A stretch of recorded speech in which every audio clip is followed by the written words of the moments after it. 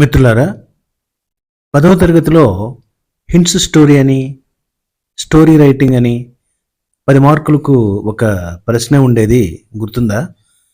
అప్పుడు దానిని మనం మార్కుల కోసం మాత్రమే చూసి ప్రక్కన పడేసి ఉంటాం.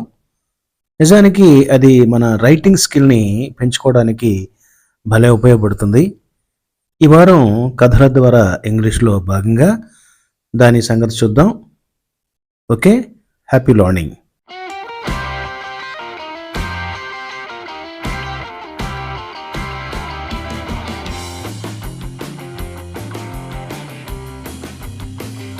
ఒక్కొక్క హింట్ ద్వారా మనం ఒక్కొక్క వాక్యాన్ని సృష్టించాల్సి ఉంటుంది. అలాగే సందర్భాన్ని బట్టి కొన్ని అదనపు వాక్యాలను కూడా వ్రాయాల్సి ఉంటుంది. ముందు ఆ పని చేద్దాం. ముందుగా చేయవలసింది ఏంటంటే ఆ హింట్స్ అన్నీ కూడా చక్కగా చదువుకుని దానిని మన మాతృభాషలో అర్థం చేసుకుని వాటిని కూర్చడం ద్వారా ఎలాంటి కథను లేదా ఎలాంటి విషయాన్ని సృష్టించగలుగుతామో ఒక అవగాహనకు రావాలి. ఇప్పుడు హింట్స్ చూడండి. ఏ ఫాక్స్, ఏ ఫాక్స్ ఒక నక్క. Fell into a well, fell into a well బావిలో పడింది. Try to get out, try to get out బయటకు వెళ్ళటానికి లేదా బయటపడటానికి ప్రయత్నించింది. ఇన్ వెయిన్, ఇన్ వెయిన్ దీని అర్థం నాకైతే తెలీదు, మీకేమైనా తెలుసా? సరే, దీన్ని పక్కన పెడదాం. A goat came, a goat came ఒక మేక వచ్చింది. థ్రస్టీ, థ్రస్టీ దప్పిక. ఫాక్స్ సెడ్, ఫాక్స్ సెడ్ నక్క చెప్పింది. Water is very sweet, water is very sweet నీరు చాలా తీయగా ఉన్నాయి. Jumped into the well, jumped into the well బావిలోకి దూకింది. Fox climbed on her back, fox climbed on her back నక్క దాని వీపు మీదుగా దూకింది. కేమ్ అవుట్, కేమ్ అవుట్ బయటపడింది. ఇప్పుడు దీనిలో సుమారుగా 10 హింట్స్ ఉన్నాయి. ఒక్కొక్క హింట్ని మనం ఒక్కొక్క వాక్యంగా మార్చే ప్రయత్నం చేద్దాం. ముందుగా ఏ ఫాక్స్ ఒక నక్క. దీనిని మనం వాక్యంగా మార్చాలంటే దేర్ ప్లస్ బి స్ట్రక్చర్ని ఉపయోగించాలి. అదే ఇంతకుముందు మనం చెప్పుకున్నాం కదా, దేర్తో వాక్య నిర్మాణం.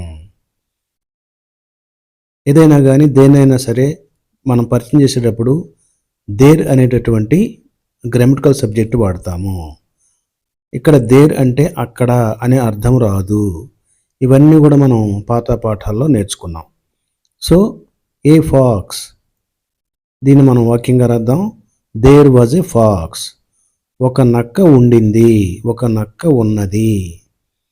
Once upon a time there was a fox ఇదంతా కూడా మనం ఆల్రెడీ తెలిసేసుకున్నాం కదా, అందుకని సింపుల్గా తేల్చేద్దాం. దేర్ వాజ్ ఏ ఫాక్స్ ఒక నక్క ఉండెను. రెండో point fell into a well బావిలో పడింది. ఎవరు? నక్క. కాబట్టి a fox fell into a well అని రాయొచ్చు. కానీ ఒకసారి మనం ఫాక్స్ అనేటటువంటి నౌన్ ఉపయోగించాం కాబట్టి ఈసారి ప్రనౌన్ ఉపయోగిద్దాం. ఇట్ అనేటటువంటి ప్రనౌన్ ఉపయోగిస్తే వాక్యం కొంచెం పాలిష్డ్గా ఉంటుంది. కాబట్టి రెండో వాక్యం ఏమవుతుంది? It fell into a well. ఇప్పుడు మూడో hint try to get out బయటపడటానికి ప్రయత్నం చేసింది. ట్రై టు గెట్ అవుట్ ఇది కూడా తేలికే కదా. It tried to come out of the well అని రాద్దాం. ఇక్కడ ఇట్ ఎందుకు వాడాం? ప్రనౌన్. ట్రై అలా ట్రైడ్ అయ్యింది, పాస్ట్ టెన్స్ వెర్బ్.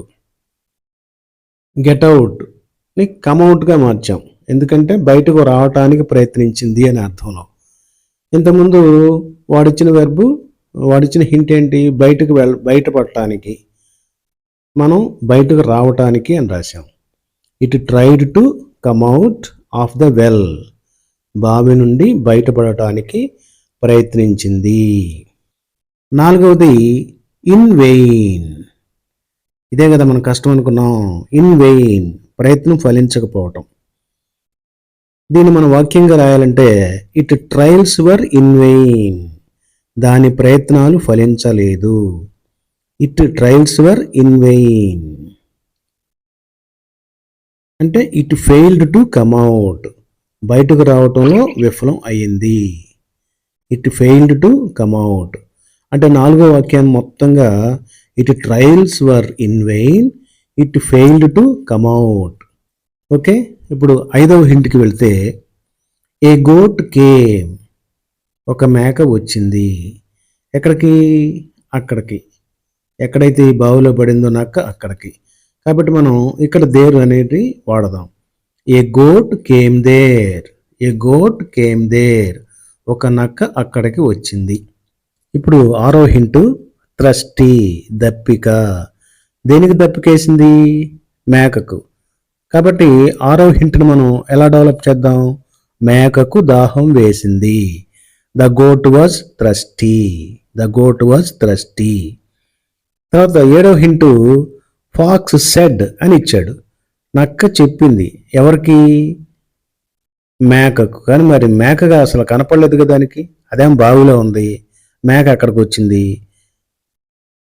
నక్కకు మేక కనపడకుండా ఎలా చెప్పుద్ది?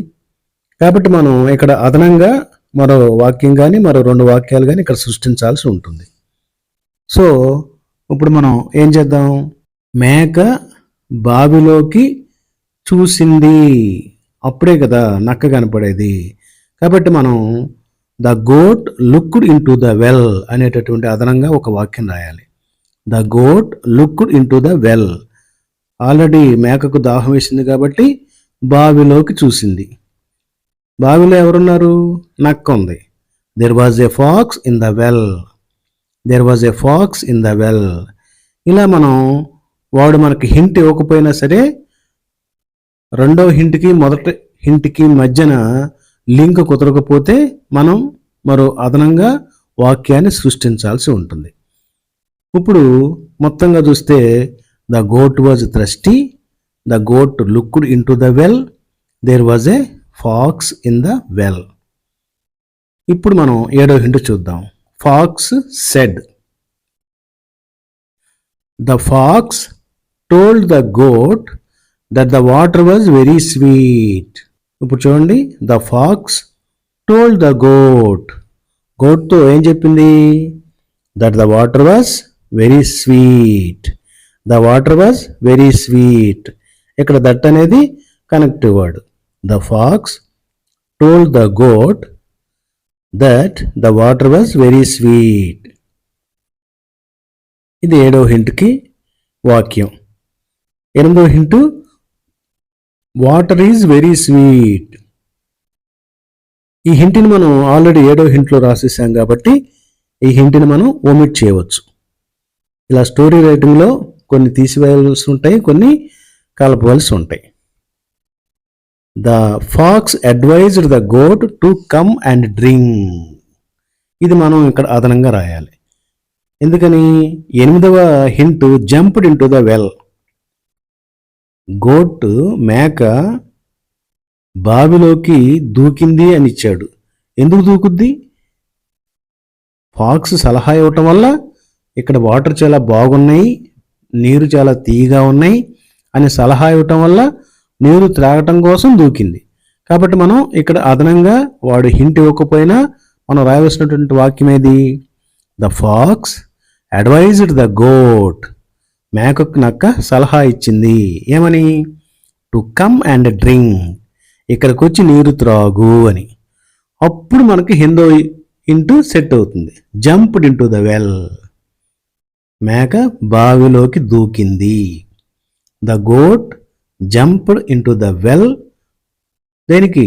To drink water. నీరు త్రాగటానికి. The goat jumped into the well to drink water. ఇక 9వ hint. Fox climbed on her back. నక్క దాని వీపు మీద నుండి ఎక్కింది, వీపు మీదకు ఎక్కింది. Fox climbed on her back. దీన్ని మనం వాక్యంగా డెవలప్ చేద్దాం. The fox climbed on her back. The అనేటటువంటి డెఫినెట్ ఆర్టికల్ వాడాం, ఎందుకంటే ఆ నక్క అని చెప్పడానికి. The fox climbed on her back. నక్క మేక వీపు మీదకు ఎక్కింది. అంతేనా? ఎక్కేం చేసింది? 10వ హింట్, కేమ్ అవుట్, బయటపడింది. కేమ్ అవుట్, బయటకు వెళ్ళింది, బయటకు వచ్చింది. Came out of the well. ఈ రెండు వాక్యాలను మనం ఎండ్ అనేటటువంటి కంజంక్షన్తో కలపాలి. The fox climbed on her back and came out of the well. ఇది కన్నింగ్ ఫాక్స్ కథ. ఇప్పుడు ఈ 10 పాయింట్స్ని వరుసగా ఒకదాని తర్వాత ఒకటి రాస్తే ఒక చిన్న కథ తయారవుతుంది. మనం ఇంగ్లీషు నేర్చుకునే ప్రయత్నంలో ఈ హింట్స్ డెవలప్ చేయటం కూడా ఒక భాగం. మీకు ఖాళీ ఉన్నప్పుడల్లా మీ పాత పుస్తకాలు తిరిగేసి హింట్స్ డెవలప్ చేస్తూ ఉండండి. Okay, best of luck.